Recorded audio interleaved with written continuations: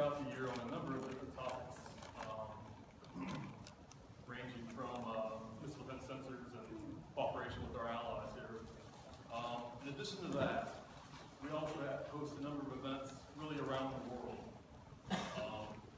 particularly focusing on the warfighters themselves, missile defense operators, what they do and why it's important, focusing on the systems that they operate. This year alone, we've done 2 events around the world with our allies, one with our partners in the Pacific, Japan, and the second this April in Germany with our European allies. In addition to that, we also operate a website that has great information about all of these systems, so I would encourage you all to check that out and learn a lot more about some of these things that we're going to talk about today. With that, I'll pass it along to our chairman and founder, All right. Good afternoon, everybody. Great to have all of you here today. Very honored to have 5 of our critical partners for NATO in the audience. I've come, before I was in missile defense, I was in the NFL, and I understand how important defense is. And I understand leadership. And leadership is about having the courage to make the right decisions at the right time under extreme pressure. And we have 5 NATO nations that have stood up under extreme pressure to contribute to our missile defense capabilities in Europe. There are 28 nations, and there is a coalition of the willing that would want to support missile defense. Next month in Warsaw, we're going to have the NATO Summit, and most likely we will have a NATO declaration of initial operation capability of the Phase 2 of the European Phased Adaptive Approach that will give fundamental framework defense against southern and southeastern Europe against Iranian ballistic missiles. This is a tremendous achievement. It is an achievement that was created by the President of the United States, Barack Obama, who has spent the most funding on missile defense than any other U.S. president in the history of the United States. It is a core belief of how important the defense of NATO is for the security of the world. Earlier on, I think it was May 12th, the United States and Romania declared that site operational. We have 4 of our partner nations here are major contributors to the European Phased Adaptive Approach. Spain hosts our ships, 4 ships that participate and started in 2014 in Phase 1 of our capability. Romania put forward and had the courage to host the Aegis Ashore site. Poland broke ground on May 13th to be able to do the Aegis Ashore site that will come up in 2018. And Germany hosts the AOC or the FIMDOT command and control for all of the European missile defense capabilities, European Phased Adaptive Approach. So today, I know a lot of you in this audience have helped fund the European Phased Adaptive Show. There's been billions of dollars spent, American dollars spent on the defense of Europe. And I think there's a lack of understanding of what our allies contribute to this aspect of it. So today we're going to try to flush out and hear each one of them and what their contributions are to this problem that we have in terms of defending our NATO and the defense capabilities of that. And missile defense, basically, there are 3 tiers here. There's the upper tier, which is the space capabilities of being able to intercept in space, be able to track, discriminate in space. That's the upper tier capability.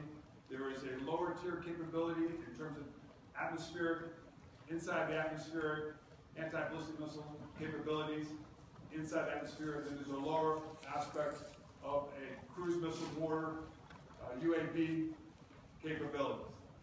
And NATO has to be able to contribute to all of those. So I'd like to start off with our first guest to speak. He is Major General Henrik Dam. He's from Denmark. Denmark is one of our oldest partners. They first put up an early warning radar in 1953. They converted that in 1960 to a ballistic missile defense radar up in Greenland, in Thule. It was upgraded in 2006 to become a ballistic missile defense upgraded early warning radar. It's in place. It's protecting the United States of America and the North American continent for many years. In addition to that, they are contributing and looking at putting one of their ships, their frigate ships, to looking at long-range discrimination capability to contribute to the upper tier of defense of Europe. They're a small country, and they really bat above their weight in their contributions to missile defense. Thank you very much, and thank you for inviting me to this roundtable. I have to stress here in the beginning that I'm here on my own capacity, and what I say and my views are not necessarily Danish policy, and maybe not, may not be shared entirely by my government, but well, that's the way it is. As Ricky said, that Denmark is not only a European nation, we are actually an Arctic nation. And if you include Greenland to the area of Denmark, we are the 12th largest nation in the world. But if you look at the usual Mercator projection, you just see this small appendix on top of Europe and say, oh, that's Denmark. But we have the Faroe Islands in the middle of the Atlantic, and we have Greenland. And Greenland, as was just mentioned, has a special role to play when we talk about ballistic missile defense. We have been a member of NATO since '49, and we are fully committed and integrated to NATO integrated extended air defense, which also comprise the ballistic missile defense dimension. And we are, of course, doing that because we want to defend NATO territory.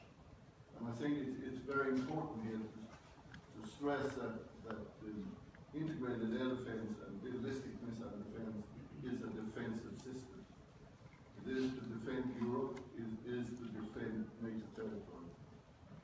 It's no secret that recent years and wars has been against adversaries with little or no air power, which has actually had the effect that there has been a less priority of the noble art of air defense, a less priority to the air threat as such, if we look back, but it's just about to change. And I think it's just about time to re-establish credible air defense, the good old style layered air defense for both the air threat, air breathing threat, and for the ballistic missile threat. You have to do that in order to defend our territory.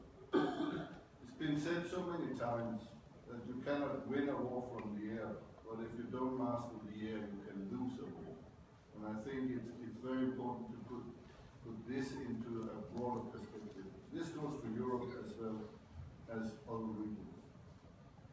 If we look into the development of ballistic missiles from rogue nations, I think it's very worrying. Especially, we have seen recently North Korea's testing of submarine-launched ballistic missiles, or at least they tried. And that can be a game changer when we talk about BMD. All of a sudden we have a threat that we cannot locate in the same way as we can with the more stationary system. And that could be a game changer for both Europe and for US. And of course we have the Iran dimension, even though the agreement with Iran at least postpones that a lot. And we also have to remember that ballistic missile threat is not only in the nuclear dimension. There's other weapons of mass destruction. our conventional warheads can pose a threat when they're used from by the means of ballistic missiles. And also these has to be counted. This means, in my view, that ballistic missile defense is here to stay, not to change the global balance as such, but to counter a situation where a nation, or even worse, a non-governmental organization get access to small ballistic missile capability, maybe only 1 or 2 missiles, but actually have the capability to set the world on fire. PND is complicated, technically and operationally. You have to count at least one of the corners in the triangle launch impact effect. So it turns out to be either no launch, no impact, or no effect. And even for a great nation as US, and together with the NATO alliance, this is a very huge task to take on. Thus the need for a phased, but also a realistic approach in concert with the technical, operational, and economical possibilities. In 2014, the Danish Prime Minister announced at the Wales Summit in NATO that we will participate in NATO BND, and we are now participating in a feasibility study together with Germany and the Netherlands to find the right sensor suite for our frigates so they can participate in the BND. When the study is completed, we need to take a decision and find the right balance between the ballistic missile defense capability and area air defense in a broad sense. Also, as an Arctic nation, we have to bear in mind that most of the shortest trajectories for ballistic missiles actually pass over the Arctic. And this means that Denmark, as an Arctic nation, has a special role to play, as it was already mentioned. This is, among other things, places reflected in the agreement between the United States of America and Denmark concerning the use of 2-layer base in the northernmost part of Greenland and the radar there. This is just a broad kind of lead-in, and I'm looking forward to take your questions. Thank you very much. Thank you. Our next speaker is from Germany, and Germany, I believe, has the most lower tier capability of all of Europe that's placed in Europe with their PAC-3 battalions. I think you have 3 PAC-3 battalions. They also were one of the key components in going to Turkey when Turkey requested a ballistic missile defense from Syria, and they were the first leaders in that aspect of it. They also have a battalion, an air defense battalion as well. They host Ramstein Air Force Base. They host our 10th AA MDC, Army Air Missile Defense Command, which we have 1 battalion placed in Germany. They are leaders in Crete with the testing with the Dutch. They do some phenomenal leadership and partnership in that capability. We were just there with you at your base. So this is the representative from the embassy, Colonel Bernhard, Altersberger. Mr. Ellison, thank you very much. I think it's a great opportunity to express the German's view. Most important aspects have already been said by you. You created, for me, a very, I hope, open and friendly atmosphere.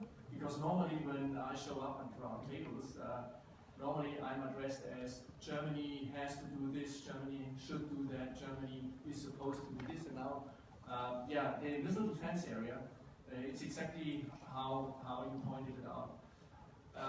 Why is it?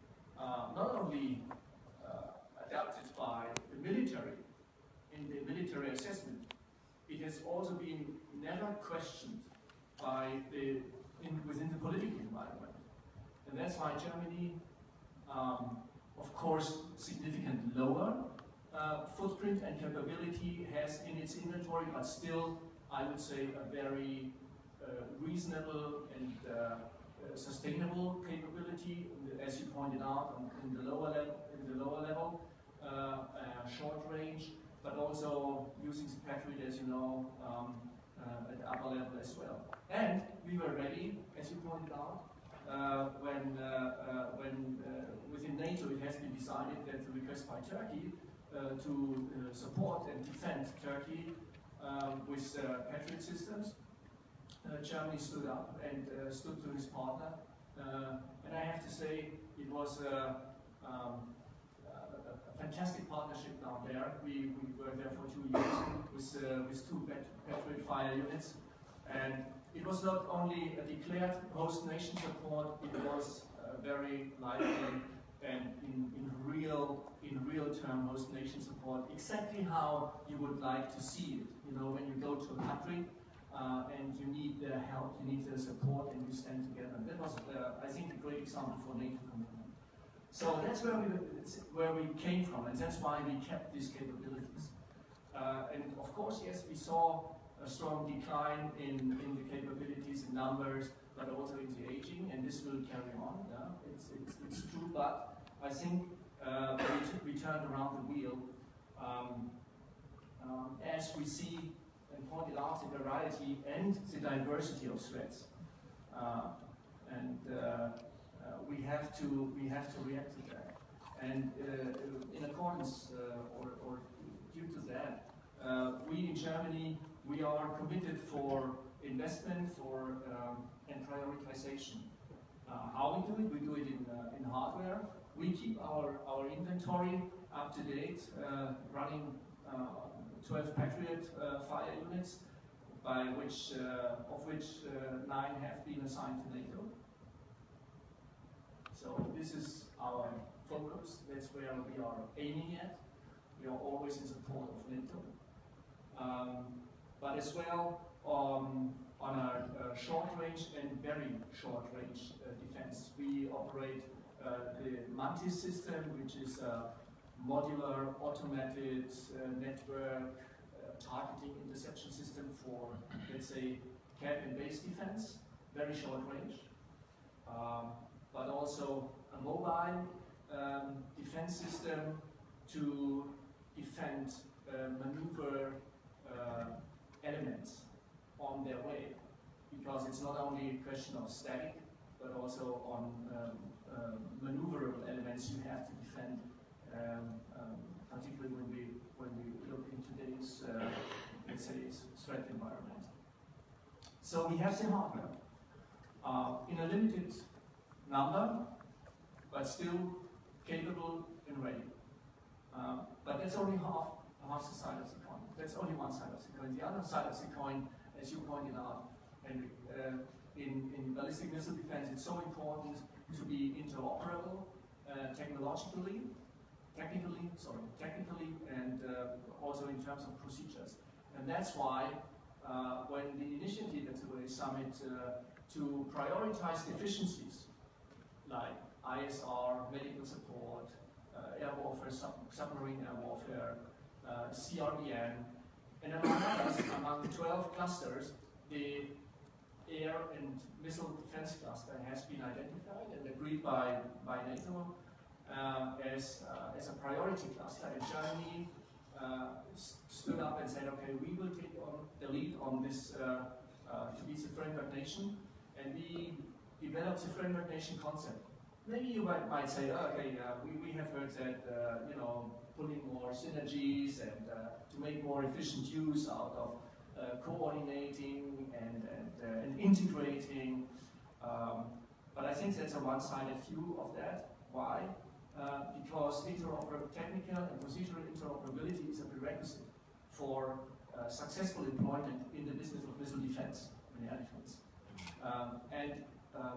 You have to look at the geography in Europe. Germany has 9 neighbors, I would say you're faster in Boston than to pass through from here than to pass to go from Garmisch-Partenkirchen up to the Netherlands. So in the European context, you have to have this interoperability, and that's where this framework nation concept steps in. But not only at the current capabilities, but also how to deal within the future on the future development of capabilities. And that's very important. Here we took the lead, and that's on the upper layer level, where we cooperate with very strongly with the Netherlands and Denmark on the one side.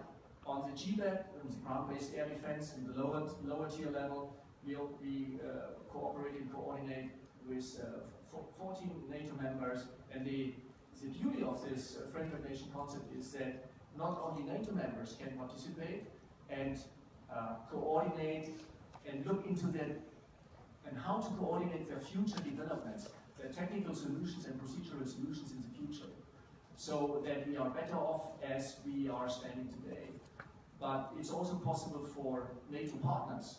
And when you look into, again, to the geography, there are partners who are not NATO members, but important players in the geography. That's why the framework nation concept, I think, has more than the understanding that is sometimes portrayed in the media here as it's, you know, it's old stuff just newly labeled. So I think that's very important, and I'm optimistic that we get real synergy out of that, and better than in the past. Because we are looking also ahead, not only to make better use and best use what we have, but what we are going for in the future.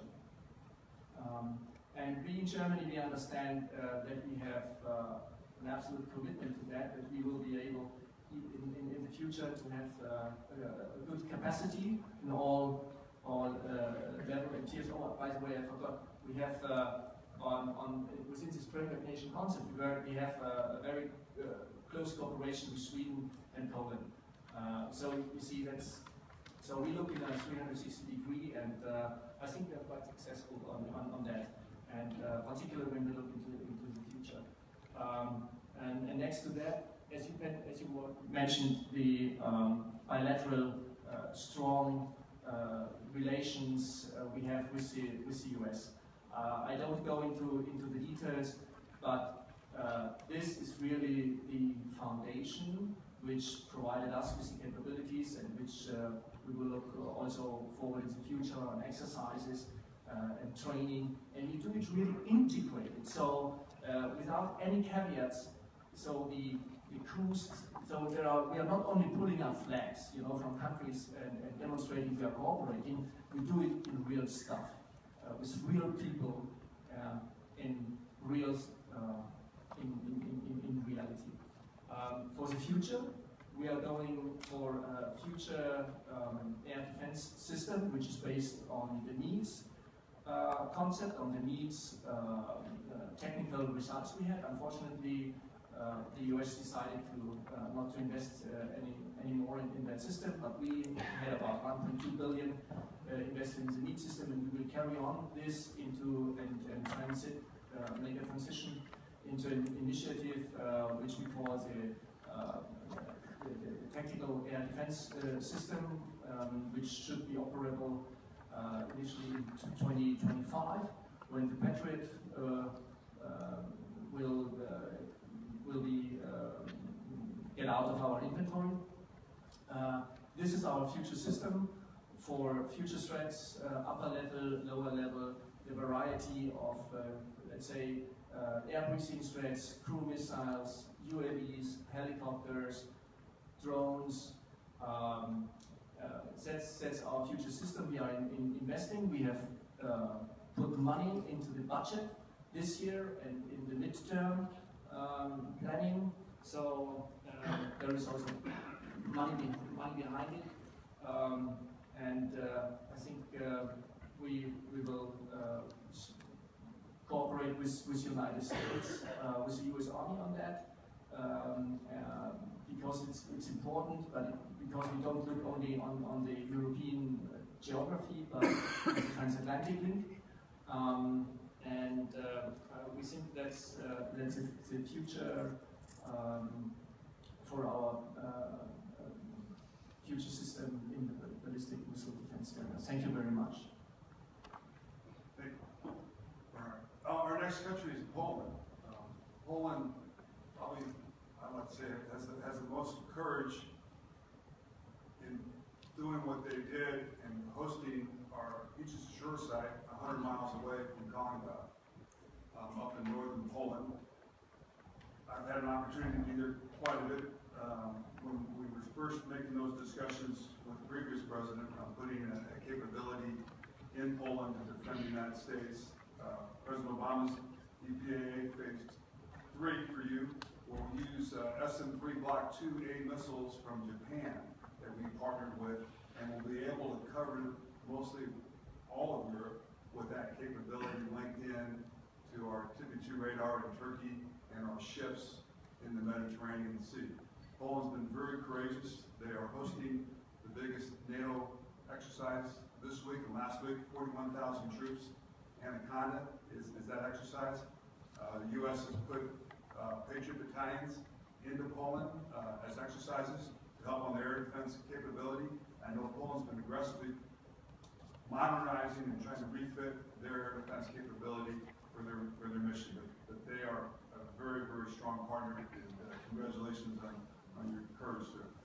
The speaker from the Polish Embassy is Mr. Maciej Pisarski. Is that correct? That's close. Thank you. Thank you, Mr. Chair. Thank you very much for a very nice introduction, and I would like to thank you, ladies and gentlemen, for coming up to meet with us. I understand that the downside of sitting 5 allies behind the table is that you will hear basically the same message all over again, and that might not be very much entertaining, especially in the lunchtime, but at the same time, it is really projecting the powerful message of unity, of having single goals, and I think it's something very important. Well, Poland is very concerned about the security situation in the Europe's neighborhoods. But at the same time, we are very excited about the upcoming NATO Summit, which will take place in Warsaw just in a few weeks. And this is, needless to say, a huge opportunity for us as the alliance to demonstrate its resolve and unity in tackling the current challenges that we are facing from all the directions, from north, from east, from south, and that will be a summit which will be dedicated to the alliance's security. We will look through all the important missions and challenges, and I have every confidence that we will, as alliance, emerge from Warsaw better prepared, better adapted to what we have to confront. From, of course, Poland's perspective, the eastern flank is something of special interest. It's because of geographical location, and we are hoping that the summit will allow us to bridge this gap in NATO's presence between the pre-Cold War, pre the fall of the Iron Curtain members and those members who entered the alliance after the fall of communism. But as I said, we will be looking at all directions, all challenges, making sure that all allies are being heard and their concerns taken into account by the alliance. When it comes to the missile defense, NATO ballistic missile defense, Poland's contribution is to host the Aegis Ashore base in Redzikowo in northern Poland, which will constitute the phase 3 of the European phase-adapted approach in missile defense declared by President Obama. Poland will provide, has been providing the infrastructure developments and necessary security for the base. The ground breaking ceremony took place just a few weeks ago, and after the completion of the Romanian part of the program. Our hope is that this base will contribute to even greater, better protection of our populations, our countries in Europe, vis-à-vis the threat of the proliferation of missile technologies. Of course, the task, the major objective of the system is defensive. It constitutes a core task of collective defense. And then it is yet another proof that NATO is a lively, vivid, and responsive organism. That NATO has retained and perfected the ability to adapt itself to the ever-changing security environment.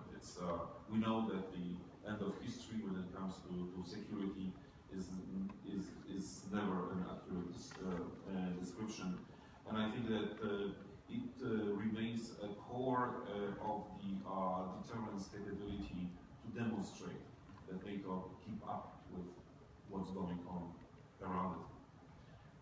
From the Polish-American perspective, of course, we see this base as an important milestone in developing our bilateral cooperation. Mr. Chair, you mentioned this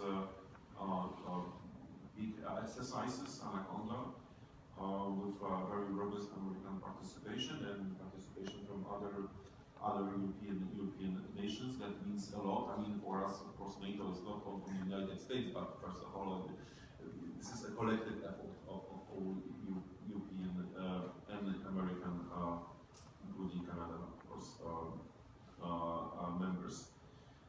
So this is yet another opportunity to advance our cooperation in the sphere of military projects and defense issues. Mr. Chair have mentioned the modernization of Polish Armed Forces project. Of course, this is it's going parallel to the preparation of the NATO Summit, but it is very much a part of this program of adapting Polish armed forces into the new environment. But we have in mind doing this also the necessity to ensure that what we have been doing is of course fully aligned with other NATO projects and that we remain fully interoperable. Of course, when we think about NATO, we think about Article 5, which provides for the collective defense, but we are also aware of the fact that before the Article 5 is Article 3, which basically stipulates the need for protecting for the member states to protect their own security. So this is all in a sync, if I may put it that way. I will think I will stop here, and thank you very much. Thank you, Maciej. Thank you. Our next guest is from Romania. The Aegis Ashore site is a platform on the Aegis system that we built. I think it cost around $750 million. It was hand-built and designed in Morristown, and they put it all together there, and they put it all down, and they sent it over to Romania, and they rebuilt that site. The site also was duplicated at PRMF in Hawaii, when we built that exact site. And then this past December, we did some engagements with the SM-3-1B missile using the TPY-2 radar that was in Hawaii to simulate the situation that would happen if Iran shot a missile, and using the Turkey radar, using the Aegis Ashore site in Romania to prove out its capability, which it did, and it was able to engage and hit on remote. It's an amazing technology. Today it has 24 BLS tubes, I believe, with SM-3 Block 1B missiles in it. It will have the capability to defend mostly all of split Turkey and that part of it from Iranian capability. So it's an honor to have you here and to stand forward and have that courage to put that in place and host it. And our guest today from the Romanian Embassy is Mr. Robert Dumitrescu. Thank you very much. It's an honor to actually have the opportunity to offer a few remarks on the absolutely remarkable achievement that we have at this moment in place in Romania that is hosting an Aegis Ashore system that definitely is, a complete achievement regarding the architecture of the European phase adaptive approach, a concept that is addressing the strategic necessity regarding the involvement of a significant strategic threat to the Euro-Atlantic area. And we had the opportunity to hear from our military colleagues. I'm a political counselor, so I will stick rather with political diplomatic description of the framework and the concept that made this achievement possible. So I would like to structure my remarks in two parts. First, to offer you a very short timeline of what the vessel-based system required in terms of becoming possible, and then to offer samples of statements of high-level Romanian, American, and allied officials about the nature of this system. Speaking about the national point of view, Romania constantly supported the NATO missile defense project, acting in favor of its accomplishment. The Bucharest Summit decision on these issues in April 2008, reiterated in Strasbourg, in April 2009 in Lisbon, and Chicago refers to the development of a comprehensive architecture to extend coverage to all allied territory. I think this is a very ambitious but nevertheless achievable objective, bearing in mind the principles of the indivisibility of allied security as well as NATO collective solidarity. I think as well these are absolutely key concepts that describes the nature of the involvement of all allied countries in this strategic project. Romania supported the declaration adopted at the Chicago Summit of an interim NATO ballistic missile defense capability, and for putting into practice this initial joint Romanian-US project, we had several important landmark phases. In September 2009, we had the Obama president announcing the decision to develop a phase adaptive approach to increase the protection of deployed forces as well to defend allies, partners, and U.S. territory. And in February 2010, the United States officially invited Romania to take part in the missile defense project. The U.S. President message was conveyed to Bucharest by the Special Representative on Missile Defense Issues, Altersberger, that she was a larger than life character involved in defining the strategic nature of this project. And on the same day of her visit in Bucharest, the Supreme Council for National Defense approved Romanian participation in the MDAA. And I think it's important to note this, that at any time in the history of this bilateral and multilateral project, the Romanian public opinion and the Romanian political representatives were 100% behind this project. During 2010 and 2011, we had 7 rounds of negotiations in Bucharest, followed by the announcement of the Romanian president of the Supreme Council for National Defense decision regarding the deployment in Romania of the devastating base of elements of the MDAA system that, as I said, was regarded very positively by the public opinion. In September 2011, at the conclusion of the negotiation process, that was definitely, I was used the word smooth long thing describing how this bilateral interaction went, and I think this is relevant as well for the bilateral relationship in general. Our foreign minister and the U.S. Secretary of State at the time, Hillary Clinton, signed in Washington the agreement between Romania and the United States of America and the deployment of the United States Ballistic Missile Defense System in Romania. It's a long official title, but it encapsulates, you know, how demanding are sometimes the political diplomatic requirements to put in place such a, I wouldn't call it challenging, but rather ambitious project that again was actually the result of the transition from bilateral to multilateral nature.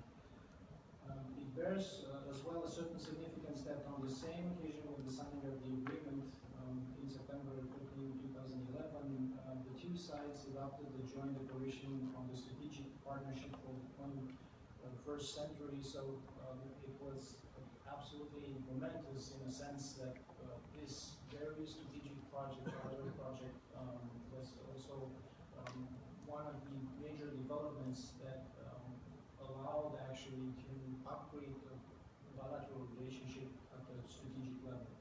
In December 2011, the agreement was ratified by the Romanian Parliament, and on 23rd December, the agreement was entering into force, completing this diplomatic process of making the site possible.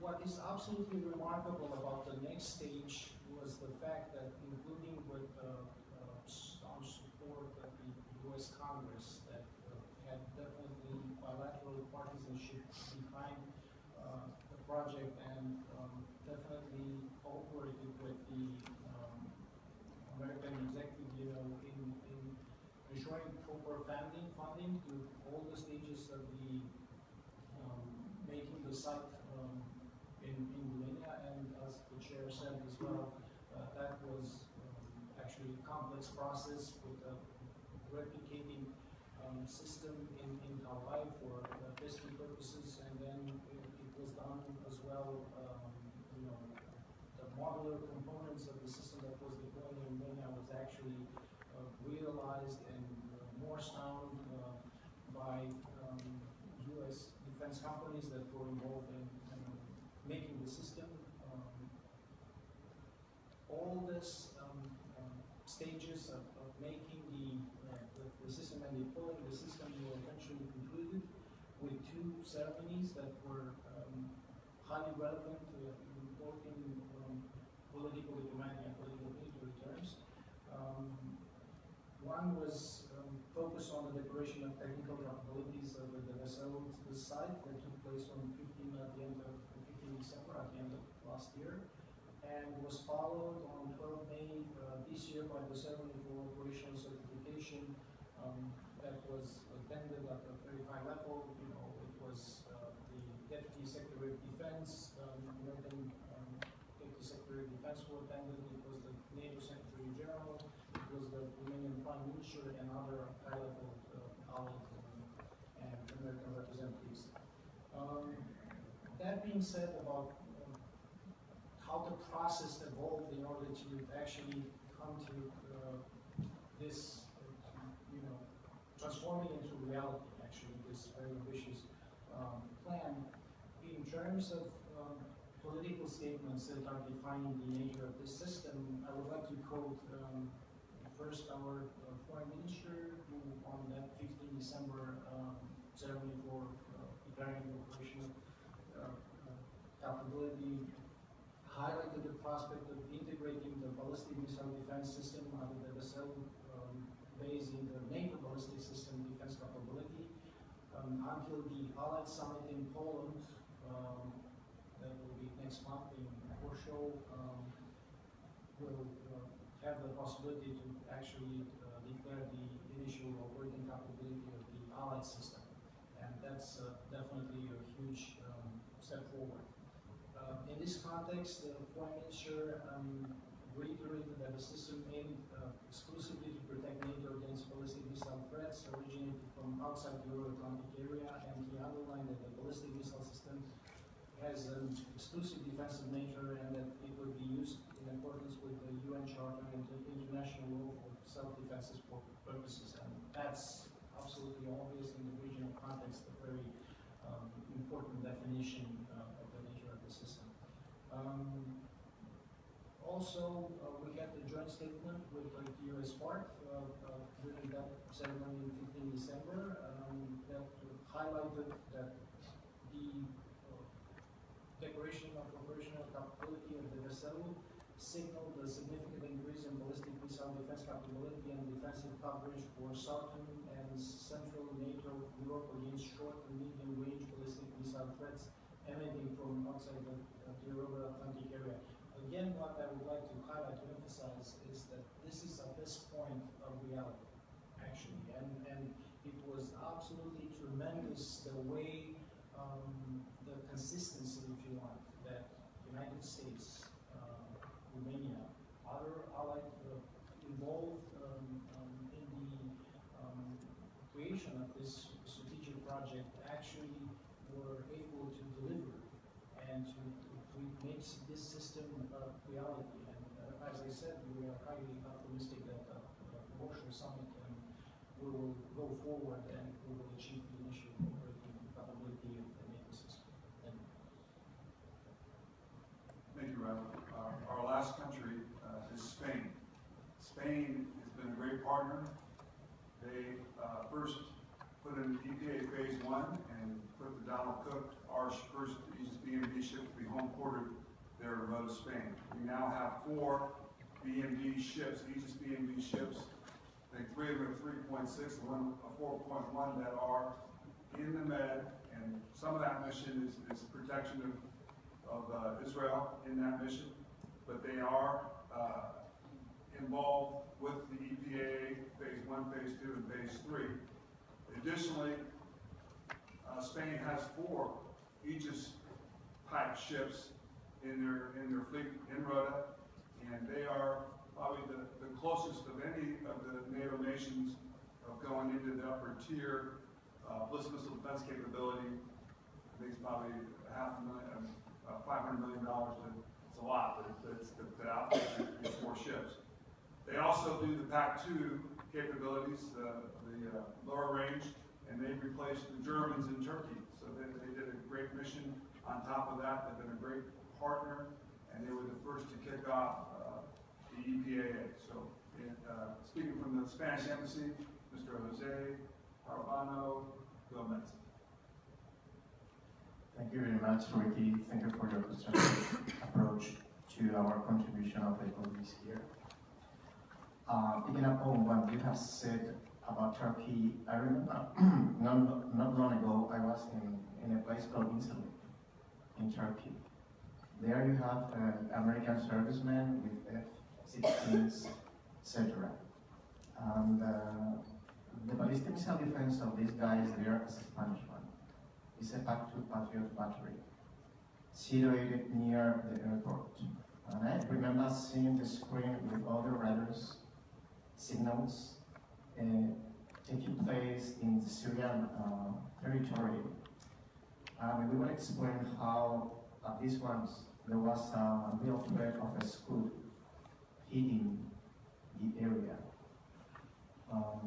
And then is when you realized how important it is to have a shared ballistic missile defense.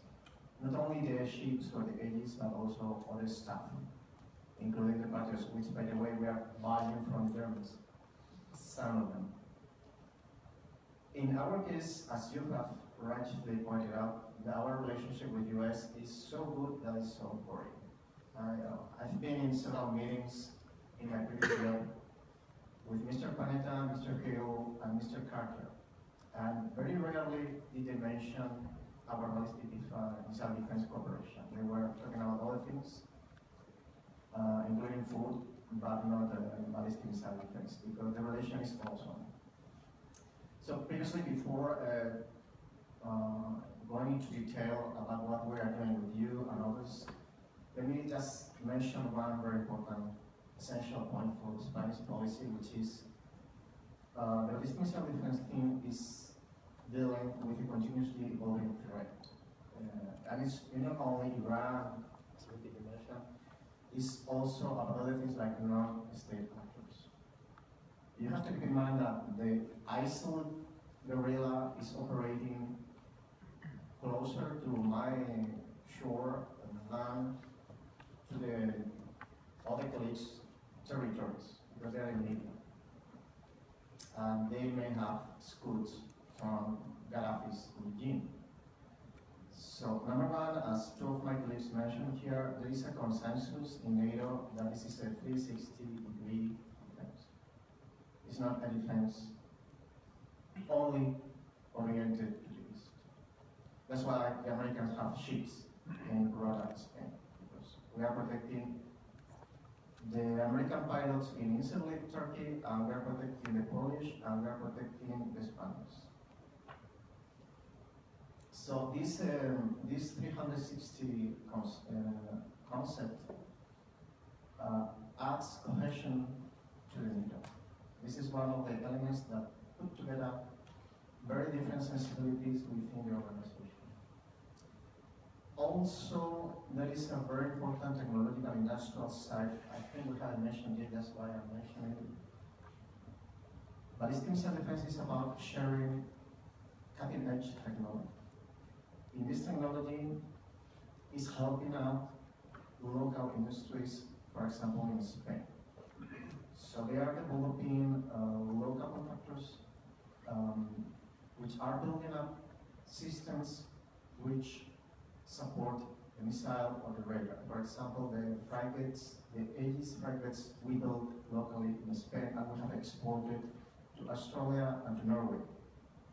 Norway having the possibility of, or the potential to be EMD2, as well as the Australians with their own radar. So the Americans gave us the missile, and we gave the world the ship in which you can put together the missile, the radar, and the people. Half the tone, half the crew of the Americans. And finally, it's not, we have to keep in mind that the missile thing, DMD, has the D at the end, defense. So it's not a question of aggression, it's a question of defense, it's a question of deterrence. So to be deterrent, we have to be critical.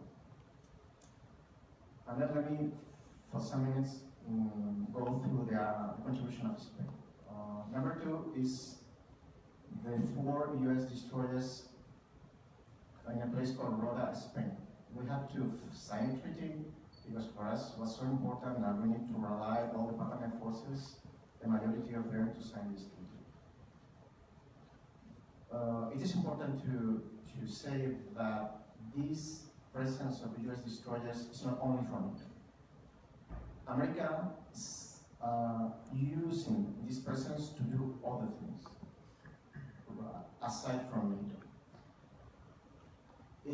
It gives US the flexibility to act bilaterally, nationally, with pursuing national interests. For example, you remember the incident with the Su-24 Russian fighter basing a destroyer in the Baltic recently. Well, this destroyer is located in Rota, Spain, and it was performing duties given by US Navy authorities. So for United States, having these ships in Spain means flexibility, whereas for all the capabilities they are deploying, they are not as flexible as that, because they are under the NATO umbrella. Then, as Ricky mentioned, we have our own fleet of Aegis ships. Those have been operating with the Americans, even in the Pacific ones. They have been recently in an exercise this year proving that they can track exo-atmospheric missiles. And we have 5 of them. We are planning to build 5 more, the total being 10. The Americans have in the Mediterranean and the East Atlantic 4. So if we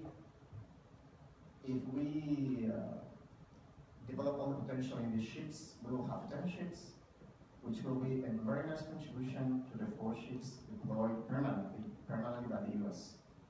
Keep in mind that these ship operating in the Baltic couldn't be deployed in the Baltic without the assistance of Spain. Then the second contribution, apart from our frigates, is the Patriots, already deployed in Turkey. I have mentioned that. There is also a control contribution. The Germans in Ramstein, as the Colonel mentioned, they do have the facility for controlling the missiles. But this facility is filled up by info coming from defense sources. In the case of this very hot area, including Syria, Turkey, Libya, etc., the information comes from a headquarters located in Madrid, Spain. It's called the CAO. It's a combined air operations center, led by a Spaniard, a Spanish general. They are filling up with info from the guys in Ramstein about what is going on up in the skies. This is a NATO headquarters, but run and supported by Spain. There is also a wider contribution. My Polish colleague mentioned, also the German, the exercises. After the fall of the Soviet Union, the exercises went in NATO they were a little bit sloppy and lazy, and then suddenly we discovered with Crimea and the Daesh that we have to do something. And it coincided with the end of the military intervention in Afghanistan in big numbers. So Spain last year celebrated the biggest exercise ever in NATO in the last 20 years. It was called Trident Junction. Now, today Poland is continuing this exercise, but it started in Spain last year, Trident Junction. And nowadays, as we speak, in Poland we have something called, is the elite of the NATO force. It's called Very High Readiness Task Force, VJTF. This force is newly created. This year is for the first time operating as a rapid reaction force, muscular reaction to whatever aggression we may have. And this force is led by Spain as well, and it has a general from Spain leading the task force. And this task force is protecting our installations, our sites of Palestinian civilians. So, as a conclusion, I can say that we have suffered a lot with what some people call the Great Recession, starting in 2008, economic recession. But even with this recession and this economic constraints, we still have a very powerful contribution to Palestinian defense. As we can see in the faces of Panica, Hegel, or Carter, when they're so annoyed when we talk about this because it's business and huge one. So, thank you. Thank you. I'd like to open up the discussion for questions for our guests. Hi, my name is Rachel. I'm a reporter with Congressional Quarterly. My question is for the diplomats from Poland and Romania. In your point of view, does the main benefit of having the Aegis Ashore sites in your country, is the main benefit of protecting against a potential missile attack from Iran or deterring a potential conventional attack from Russia?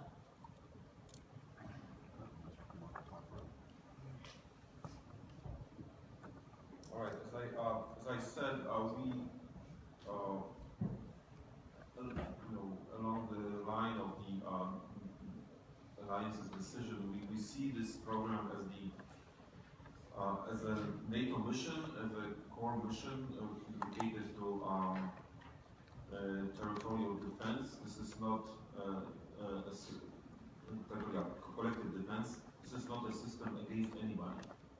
It is a system. It is a defensive system that is designed to address kind of rapidly growing challenge from the proliferation of missile technologies, and it's not specified to counter any particular country. It's, as I said, it's a collective defense instrument. I'm afraid I have only a boring reiteration of my Polish colleague told on this issue. This is definitely a system that is defensive in nature. We made it public in our statements of our high-level officials again and again that this is a part of the collective defense of NATO, and this is based on the indivisibility of the security of allied countries. Hey, my name's Justin. I'm a reporter of InsideDefense.com. I just want to ask the Polish and Romanian representatives on the Aegis Ashore sites. Some lawmakers here in the United States believe they should be able to defend themselves against air threats. They should have anti-air warfare capabilities. From the host station perspective, what are your respective policies, and if you're in favor of that, how should those capabilities be provided?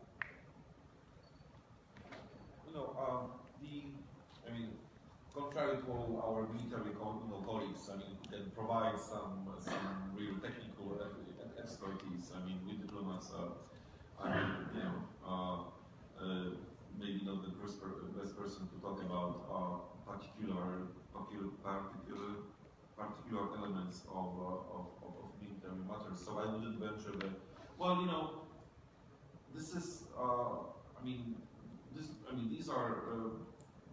Very important installations. They need to be protected, and that's what I would like to say. And how and with which capabilities, this is the question to the military experts. But we are, of course, very much cognizant about the value and importance of those installations. I think you will have absolutely no disagreement from me on this approach. This is definitely, I would say that at this point, the political military bilateral dimensionship of the strategic partnership between Romania and the US is absolutely vital. Obviously, the existence of these systems, the fact that we are a host country, is based on the bilateral agreement with the United States. And if you delve in the provisions of this agreement, there are references as well about the responsibility of the host country, of the United States as well, and references as well to the allied dimension, when these systems are becoming a part of the NATO system. So this is definitely a responsibility that we are taking together very seriously, and also as a political counselor, I can only refer to the fact that the military experts are taking very seriously all issues regarding the protection of this sites. Thank you. I just want to add one more thing. My understanding is that the United States purposely did not put air defense capability on those systems because they did not feel Iran was an air threat, close-in air threat to Poland or Romania. And the systems are built against Iran. So that was the reason why they did not put those systems on. And none of those two systems have today air defense capabilities, and they're not in them. So that's my understanding of why it happened. Any other questions?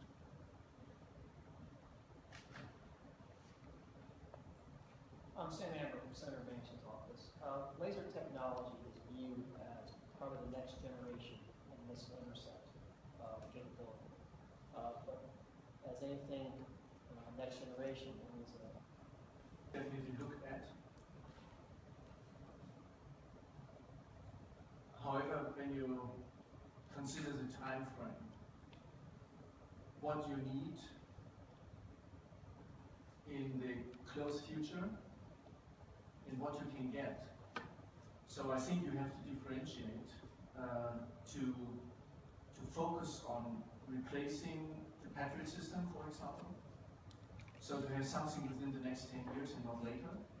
And we know that all technology projects and big projects are running late, cost more, and sometimes don't offer the capabilities you requested. That's why it's not ignored. Whether it's a NATO perspective, you have to ask NATO people. But from a German perspective, I would say we look at it because the technology is there in some systems, we know. It works, but to have a complete new system now, I think it's not feasible from our perspective to have something in place and to replace Patriot by 2023 and initial capability 2025. So I think you have to be realistic and to, let's say, to step this approach.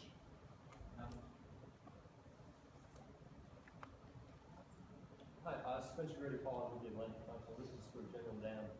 I was wondering if you could talk a little more about possibly the timeline surrounding your feasibility study with the frigates. Well, I can. The feasibility study will run for a couple of years in close cooperation as with Germany and the Netherlands and actually Missile Defense Agency in the States. It's an industry. And we look forward to see the results of that. And from there on, we will take the decision on what to buy for the ships and actually find out how to use it. As I said, it's not a simple case. It's just not a radar you put on a ship. What is this radar supposed to do? Are we just talking early warning? Are we talking discrimination? Are we talking shooter data? So there's a lot of issues to be cleared off before we can say, okay, now we know what directions to go. And the feasibility study is just as much a matter of finding out what technology actually helps us on the long run, which is very important. And to your question about laser technology, well, laser is one of many different technologies that is kind of developing and where we will end, I don't know, but I think when we're talking putting big money into a system also in the NATO framework, it has to be the right system for the right price. And that's where you can see the F-35 has some advantages. I'd just like to add one thing. The lack of persistent discrimination, long-range surveillance radars in Europe is a gap because the current capabilities are based on 2 Aegis Ashore sites that are only a couple hundred miles each, and they're based on their assessment linked into a TB2 radar in Turkey looking at Iran. So there's tremendous gaps in that capability, and it's encouraging to hear the Europeans and the NATO members look at filling those gaps to have Europe completely covered from all threats.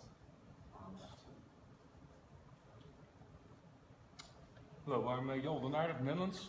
I have a remark regarding the question about laser technology and sharing the cost. Actually, in NATO at this moment, the statement is that the minimum requirements for NATO BMD are covered by the US EPEA. That actually means that there is no need for NATO nations to come up with additional systems to cover all the BMD, or actually the upper layer. And actually what NATO states is that potential voluntary contributions by other allies would add robustness to the defense. Well, when you tell a minister or a government, well, you know that a voluntary contribution is highly appreciated, we all know the answer. I believe that what we need as European nations is a firm go from the US which states that, hey guys, we need you, instead of voluntary contribution. And then we can talk about other systems as well. But first we need to have this political decision.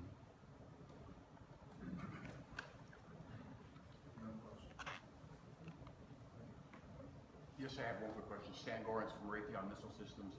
Earlier, Ricky, you mentioned the importance of defense being part of the approach that we're talking about here today.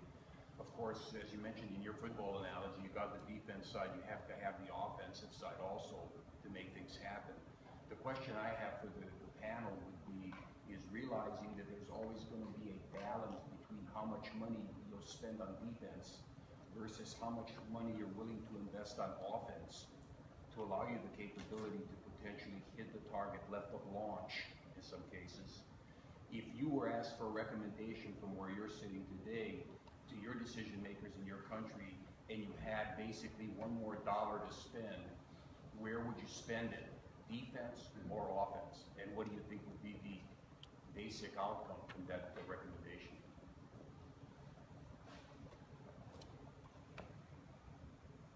Didn't I tell you not to put these questions forward? I think we have to keep in mind that NATO is a defensive alliance. And the number one answer to, then we can begin to talk about offense. I know this is not a clear part, because at the same time, also my country is investing in, for example, F-35, which is basically both defensive and offensive weapon system. And it goes for the rest of the nations in the alliance, that you have kind of diversity in investments, and they're not purely defensive, they're not purely offensive. But I think when we're talking about ballistic missile defense, I think we need to lean on the, if you will, good old days, with the new terms and all what comes to that, and stay defensive.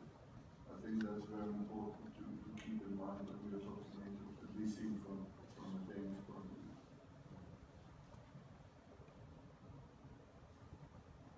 Echoing this perspective, simple as that.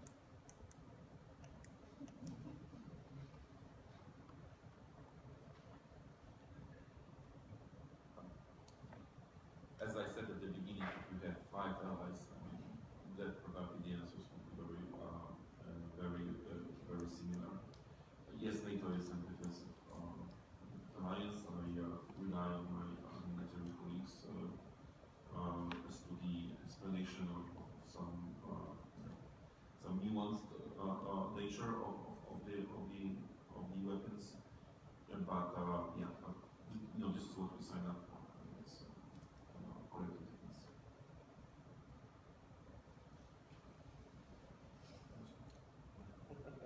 Well, if we must do a roundtable on this, absolutely the emphasis is on the defensive. This is an alliance, and the core principle of collective defense, emphasize defense. Any other approach, it's definitely contrary to some extent to what is considered as absolutely fundamental as an approach to the regional security and stability. So this is, we emphasize and we are keep repeating this, contrary to any other approach or positioning of other countries, that this is exclusively a defensive system. And this is an absolutely key principle. And I will leave it at that. Thank you. Adding to my colleagues, I am going to repeat, this is also the question not only about defense, but practicality. I remember this, and it was about defense. Imagine in defense. And number 2, every NATO big member, they have their own strike independence. For example, Spain has bought missiles from Germany in a consortium for cruise missiles. And I guess you are talking about this kind of weapon to launch an attack on the launching sites. So one of the core principles of NATO is, listen guys, you do what you want with your offensive thing, but defensive is on me. And as my colleagues pointed out, I think it's out of the box to think otherwise. I'll just reiterate what the General said. It's about defense for NATO. NATO's framework is built on defense. We are at the upper tier, the closest we've been in interoperability with all the allies. And that's what's taken a little bit of time to go into IOC for phase 2. They're going to work that kink out, and that's going to be announced at the Warsaw Summit. But if you look at the rest of NATO's missile defenses, they are very segregated, they're interoperable. They're done separately by nations. Our country can't even mix our Patriot trucks with their countries. And then you get down to cruise missile defense and UAVs to protective maneuvering forces, we don't even have modernization of that capability. So we are so far beyond in the lower tier capabilities of air missile defense that we need to break a couple, we need to break some of the foreign disclosure to be able to open up interoperability.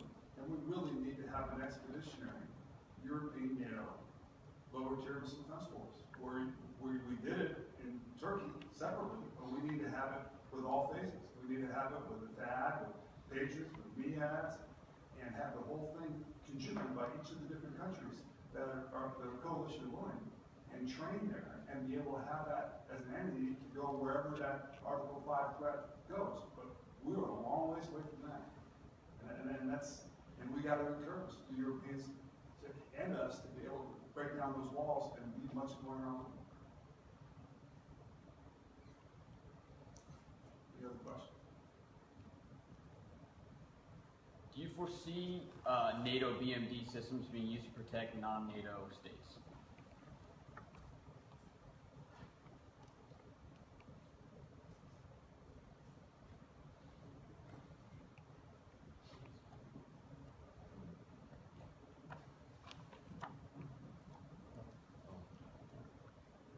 Theoretically, yes, there is the possibility because, as you remember, the BM defense is for troops, populations, and territories.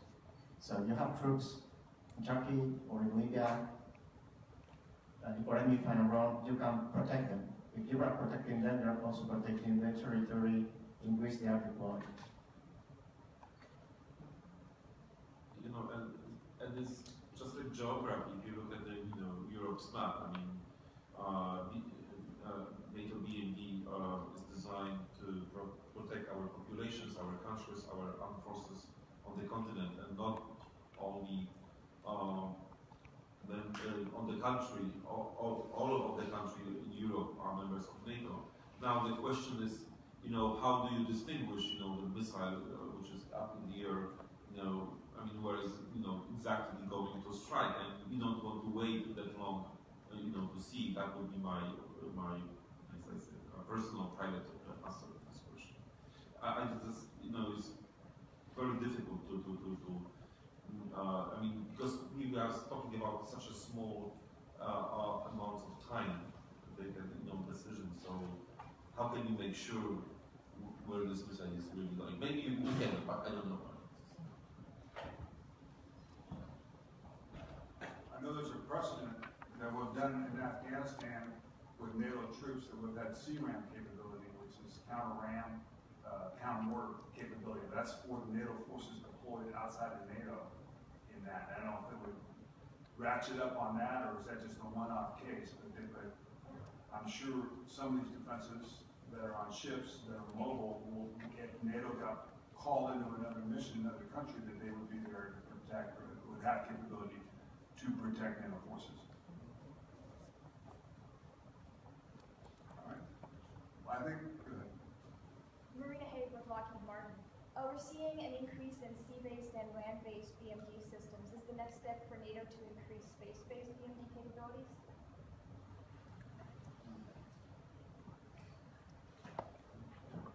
Maybe one day. But knowing how much space-based assets cost, I think we'll say one day in the future, and I don't think I'll see that in a kind of a NATO-only kind of framework. But come on, never rule anything out. And things are getting cheaper and smaller, so why not? But I don't think it's the moment. All right, well, ladies and gentlemen, on the other hand, if I may, weaponizing space even with defense systems, you open the box, right? Beyond that speculative aspect of it. Okay. I just want to thank everybody for coming. I hope you got a perspective. We tried to give you a different perspective from different countries as they contribute to NATO. Thank you for attending, and we look forward to seeing you. Thanks, guys.